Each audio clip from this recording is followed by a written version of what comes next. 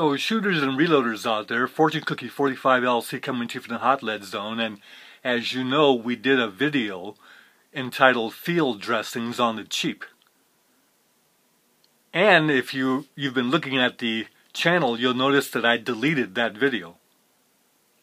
Now you might wonder why, and that is because, as I reported to you, a friend of mine that works at a hospital got these dressings and bandages and things, and the reason why was because they were expired or old and they were going to be thrown out, and so he more or less resurrected them, and he just happened to ask me whether I would like to have them. And I didn't tell him beforehand that I was looking for anything like this, because I wasn't. But since he said these are usable, and he even thought that I might be able to clean guns with these, well, I said sure, I'll take them. And I thought all they were these dressings, field dressings. Turns out there's an assortment of stuff in here. As I reported to you, there's a couple of trauma dressings that you could tear these open, and if you have a large wound, you can go ahead and use these dressings to stop bleeding and bandage it and until more aid could arrive for the person. But that's what these are. And then you notice that there's all these Conforming gauze bandages, and there's 3 of these. And when I looked at them more closely, see if I can get the light better on them so they don't get so washed out. If you look at them closely, you'll see that they're turning yellow down here at the bottom. So they are old, and perhaps that's a reason why they decided to throw these out at the hospital. Turns out that all hospitals aren't the same.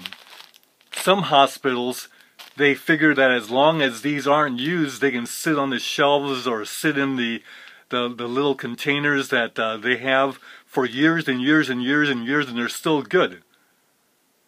But I don't know about you, but when they start turning yellow down here like this, if this were going to be used on me or you probably wouldn't like it. You want something fresh. The manufacturers say that if this is torn or some kind of holes appear, then the sterility's been broken and you can't use them anymore. But who's to say the sterility hasn't been lost? Because apparently you're supposed to contact the manufacturer and they'll let you know how long it is that the sterility is still good. And it's a finite amount of time, like a few years. So they do have a shelf life. And hospitals that say, well, we're going to keep these on hand forever and use them, might be doing it as a disservice if they have that kind of policy, but it certainly saves them money.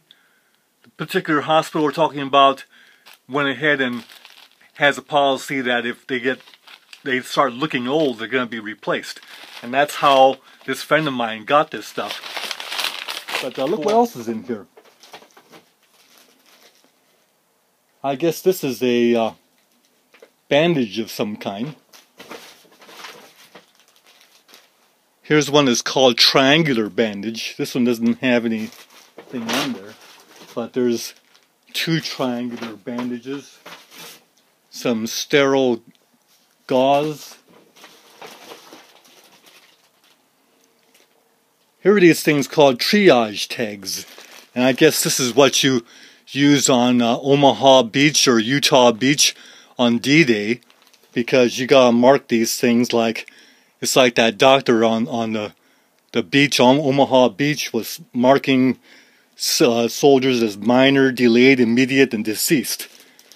Comes with pens and batteries and the pencil in there and all kinds of other tags that you put on goodness, I guess victims. Here's another bandage of some kind, elastic bandages. Look at this. Kind of a headlight. You put this on your head and it's got a battery. Oh, that's what the batteries are for, in the other bag. Okay.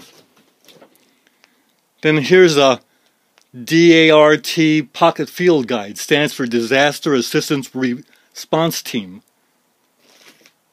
And it shows a guy with a miner's light there. That's what that light was for. And it's got a whistle. There's a whistle in there, and it says all these tags to say help and all this kind of thing. I'll have to check that out. Oh, another one of those gauzes. So there's 2 of those. And another one of those conforming gauze bandages. Then we got a couple of these reflective blankets. There's 2 of those, and there's 2 of these things, instant cold packs. They say Jack Frost on them. I guess you break them open or something and then they turn cold. Another gauze bandage. So there's some good stuff in here. I'm going to have to go to the library and get a book on first aid and learn how to use all this stuff so that just in case it comes down to it, we can do that. And heaven forbid if I ever have to use this one, it's going to be some kind of war zone or something if I got to use all these tags. You might want to check with friends that work in hospitals what kind of policy they have concerning dressings that they might keep or throw out after a certain amount of time. And by all means, if the hospital has a policy where they replace these kind of things, your friend can certainly resurrect them from the trash, or even call it dumpster diving, and just give them to you. Why not have them on hand? So anyway, I wanted to go ahead and make that clear in this video, that you can get dressings, and perhaps they'll be useful for anyone that might want to have these on hand in case there's some need for them in the future. So shooters and reloaders out there, take care, and hope this helps.